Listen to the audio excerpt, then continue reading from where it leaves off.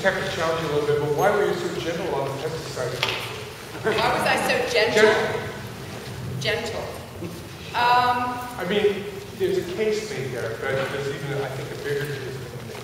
Well, you know, it's interesting. I was invited to show a version of this film as the Hans Sand Memorial Lecture at UC Berkeley a couple of years ago before it was really finished. So I made a special version that featured people who had gone to school at Berkeley or who taught there, you know, did their research there. Actually, David was one of them who came down for the screening. And I was also invited to show that version, and it wasn't finished, but it looked finished. It was only about an hour long. I was also invited to show it at Yale, and I was invited to show it at Fresno State University as part of their 100th anniversary. And on the panel at Fresno, and I really came down hard on nitrogen and also pesticides. And there were these 4 farmer ranchers on the panel with me who farmed in the valley and farmed there. I was the youngest person there. And they were really, they were kind of angry that I had been so dismissive of nitrogen and pesticides. You know, it's terrible, you know, bad. And so I rethought all those things, and I thought that rather than just being so negative, I would say, especially with nitrogen, you know, these are the consequences of doing this, you know, rather than don't do it, you know, or it's bad. Well, these are the consequences. And so, you know, and I also think if you're I wanted people to have more of an understanding of how soil works, that it's alive, that it's an organism, of how it works. And then once they understand how it works, if I've done my job well, they don't want to kill it. Yes. They don't want to use the pesticides, rather than just say, bad pesticides, you know, here's how it works, and then they come to that conclusion themselves. Because, you know, I mean, I can't say that if I think a farmer is going to lose all his crop if he doesn't spray once, you know, don't spray. You know, I mean, even though I'm an organic fanatic, but I think that, you know, it doesn't serve my long-term purposes to come down on something so heavily that, you know, that people who actually do use pesticides or fertilizer dismiss it completely rather than thinking, again, maybe do I really need all that? You know what I mean?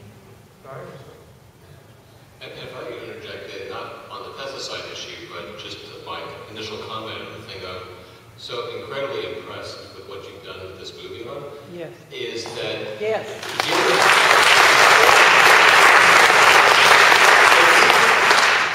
it's a movie that I think needed to be made, and I can't think of anyone who could have done a better job. You did an amazing job of getting the science right and integrating it in a way that could get people to care about soil, which, when I first was approached a publisher about writing a book about dirt, the response I got was, I want to write a book about dirt. Well, you made a movie about dirt, and it's really good. So, I mean, and that's, well, yeah, and I think that the ability to actually convey excitement to people of that might not otherwise care about the soil as soil is something you simply, you nailed it. It's really nice. Thank you. Yeah, I wanted to present soil as a protagonist of our planetary story. So it's the central character of the film. You know, and that's how you had to think about it. It has parents, it has birth, it has life cycle. You know, there's different kinds of soil when you present it that way. So people really think about it, and then, you know, I think treating it well, or really understanding that we have a relationship with soil, and we are part of the soil community, and they start thinking about it in all these different ways that, I mean, I had one guy saw the film, and then he called his person who does gardening and landscaping for him, like, the next day, and said, we're changing everything in my yard. He's changing his yard. His wife told him, we've changed our yard now, you know, it's all natural. But, you know, I think that, you know, that's important, is to respect. You want to draw people into it rather than, you know, you want to engage. I think for people to want to take care of something, they really need to care for it to begin with. Yeah. And it's a huge challenge when things that are underground, they're out of sight, out of mind. We don't see them every day. We don't tend to care about them because they're not in our face. Right. And so that... Yeah, I know. It was a challenge. It was a challenge. Yeah. oh yeah, I love the film, and it was magic. But I kept waiting for you to say that nitrogen that anhydrous nitrogen, and you were doing pictures, it's poisoning all that life in the soil. That can quite come out. Is it just, Yeah, you know, like I said, the first version I was really hard on nitrogen. But you know, I really like the people who do overuse or overuse nitrogen to see this film and rethink it, rather than getting defensive and thinking she doesn't understand. And it, you know, and one of the things I tried to bring out is I actually don't think we need. I mean, you know, there are soil scientists I really respect that say that you know, like the soil in Africa is so old and so depleted that they're for using that kind of nitrogen just to get the plant started, so that they can fold that back in the soil and start building soil that way. Not to go into a regime of it, but use it to sort of jumpstart the soil. And those are people that are, you know, organic, also organic fanatics. So I agree with you, but I wanted this film to be affect a lot of people, and I didn't want people who use nitrogen to be defensive, but to rethink it in this way, especially what they're doing with the dead zones and all that. Although personally, I would have liked to be. I made these short films called Sonatas of the Soil, and they're for sale downstairs too. And they're about different things, and I might make a short one called N, subtitled "Nitrogen is a Bitch," which I told the soil scientist, I think I'll call it "Nitrogen is a Bitch," and she said, "That's a good idea." But you know, one way to think of soil of nitrogen is how Ignacio teaches it is when it's stable. It's like a good marriage. When it's stable, it's really good. When you split it apart, it goes all over the place and starts causing trouble. So, but I agree with you. But again, I wanted to make a big impact with this film, and I think that you know, I don't want people to feel defensive if they farm in a way that they kind of got sucked into it. You know. So. If this is a symphony, and it is, I believe that Ignacio is the absolute ideal conductor. I know, isn't he great? He is extraordinary in this role. He's wonderful. Yeah, he was very helpful in helping me His passion, understand it, and also personal passion. make it poetic. You know, I think that you know, poetry and science, and you know, like music and science, art and science, you need both together in order to engage people. Yeah, he was all my scientists are darling. Yep. That's true.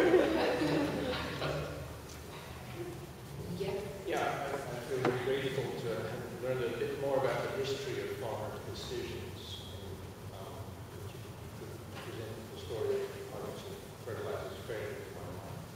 I was hoping that you'd take more about, you were at Cornell and you mentioned credits, but you never said anything about biochar.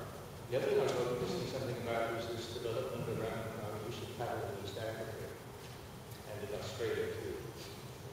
Oh, well, I'm not aware of the cattle.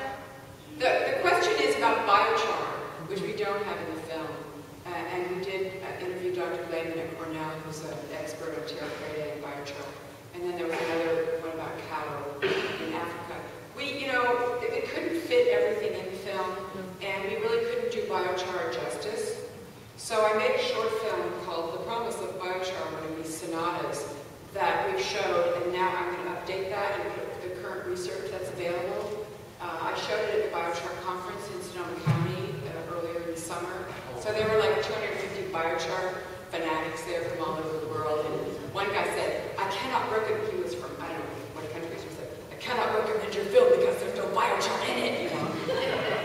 But, you know, I couldn't do it justice. Although part of me would love to be able to jump in and say, you know, but I think that's one of these things where a 15-minute film, we have this film called The Promise of Biochar, which I'm reworking, that I think it's even more helpful to do that in a shorter form so people can just get, we couldn't spend 15 minutes of this film on biochar. You kind of need that because you need terra preta, you need now, you need the current research, which actually is kind of cutting edge. But I agree with you, biochar is completely happening, so I want to. Yes? So I was interested to hear about the carbon sequestration benefits of organic farming, and I wondered if you could comment on how we as a planet might be able to scale that up to a level that is really big dent in climate change. But at the same time, not have a problem with scale with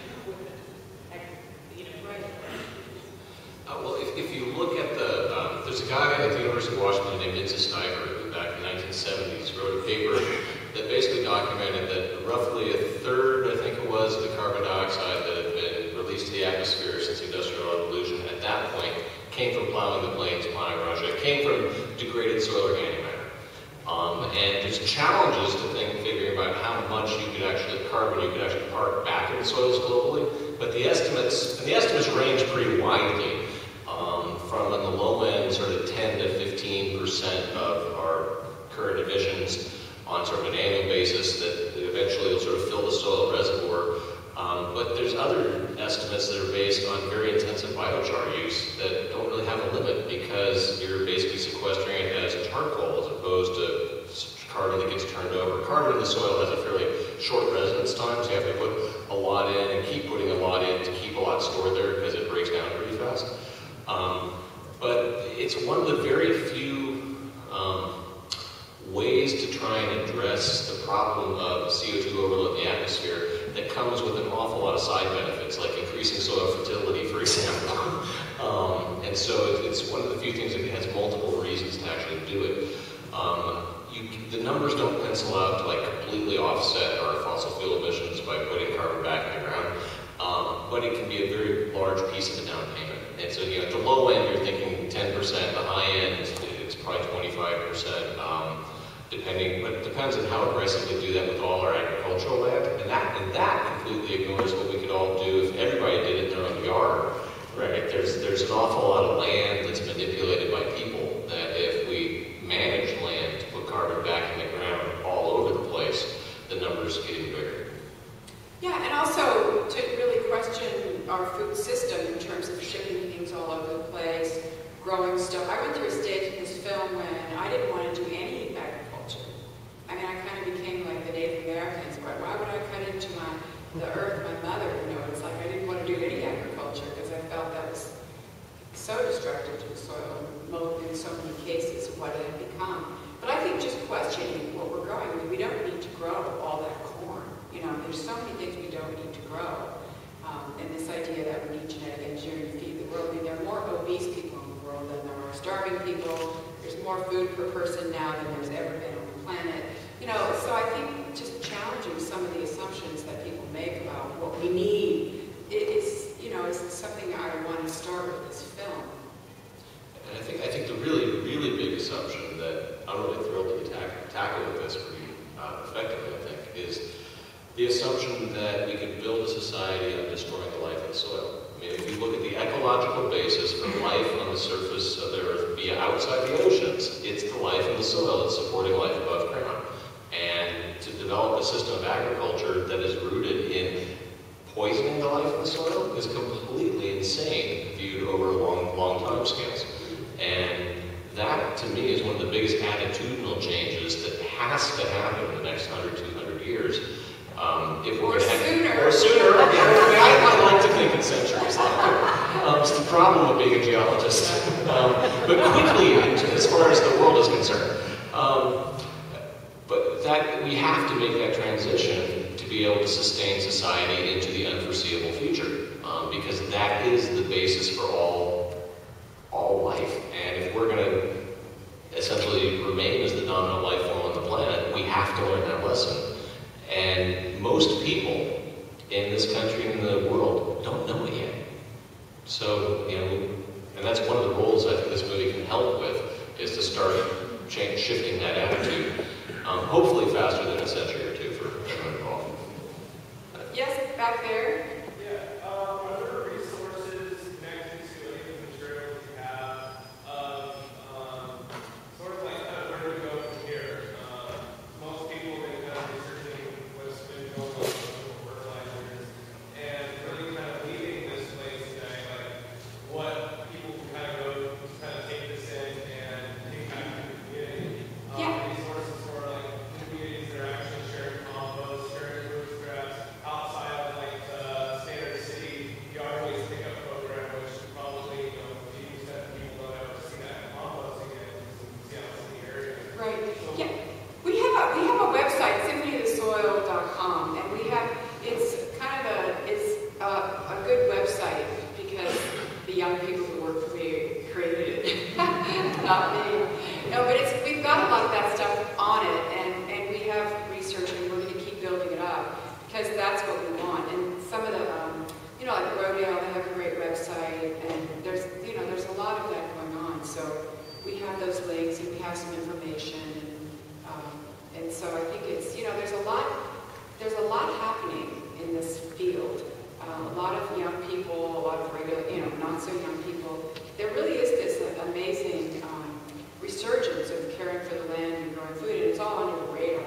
You know, the government isn't helping, but everybody's doing it, and it's great. So we're trying to help with that too, and support that way of doing things. So you check out our website. If you have suggestions, just email us, and you know we can add more stuff to it. And get other people to see the movie. I mean, spread the word of that. There's this great book called Dirt. Yeah, Dirt. You know, it's funny because I read the book and I thought, oh, this will be great. So we called him to interview him, and he said, well, see, soil scientist, dirt is the 4-letter D word, which is dead soil, right? And that's how you can tell a real soil scientist. So he had told me that a very senior soil scientist had called him up and complained to him that he had called his book Dirt. And I read the book, and it's dirt, the erosion of civilizations. It's about turning soil into dirt by using the wrong practices. And so I said, well, you called it dirt because it's about the erosion of civilizations. That's the point. It's not soil, it's dirt. He goes, I know, but I still got an earful from this guy. It's funny though. But it's a really good book. He has it downstairs, and it really lays out, you know, we did the short version in the film. But it is really, I mean, you know, it's true. If we don't take care of our soil, that's it. You know, that's it. And the something we could not fit in the film that David said is that this idea that, you know, global warming, let's just move up to Canada, we'll be able to farm up there, that's fine.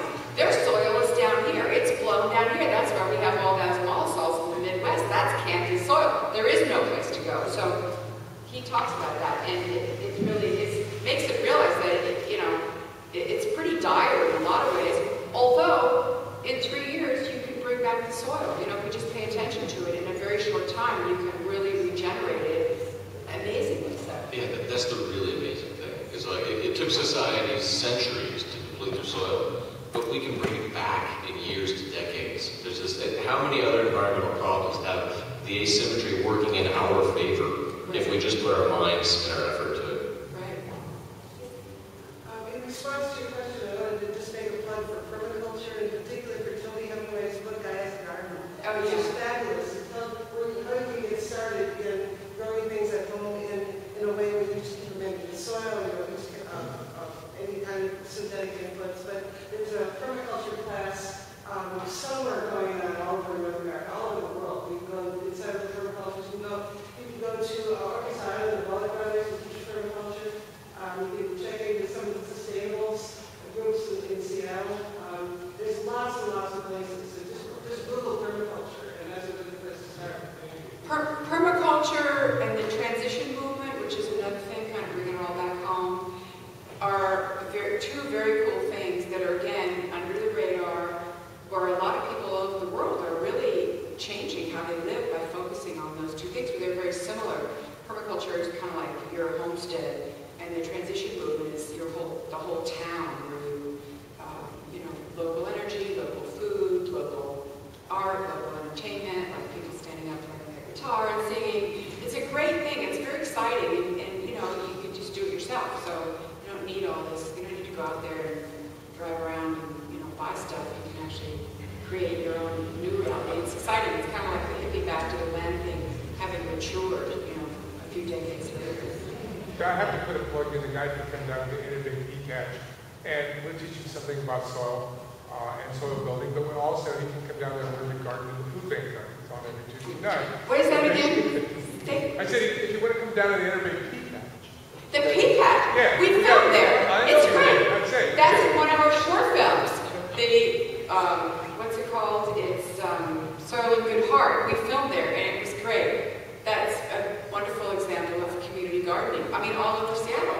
That's a sort of a community, city supported thing, which is wonderful, the pea patch. Yeah, and well, particularly at Innovate, you can come down on Tuesday nights and garden with the food bank people, and you'll learn all about organic gardening as well as do something good for the community. Tuesday nights, come down, you'll learn all about gardening at the pea patch. He's right there. Talk to him afterwards. He's the guy. Sorry, just real quickly. We have just 5 minutes left for Q&A. Does that sound? I want to make sure we have time for signing and all that. Okay. Thank you. Yeah, so take another question or two, and then Deborah's got copies of the movie for sale downstairs, and there's copies of my new book available as well, too. I just wonder about your plans for promotion and distribution. I'd love to see a movie in high school around that. Yeah, I think schools will really like it. Right now, I'm just taking around, and I'm going to probably self-distribute for a while because I need the income stream. And I like this Grassroots. You know, we just started selling it. We just actually started selling it, the copies, I think, last week, and we're just sort of selling them. And I think it'll be in theaters and certain places. And it's kind of, I like the Grassroots thing, and I like people inviting me, and I come, and you know, it's fun. So it's kind of a separate, you know, but the Future of Food was very successful. It was a lot of it was word of mouth and people telling their friends. And in a way, I kind of feel like this will be the same because people really like it and it's important. And I think there's so much input out there. It's almost more valuable if your friend tells you about it or your community. So it's, you know, we both premiered at the Smithsonian.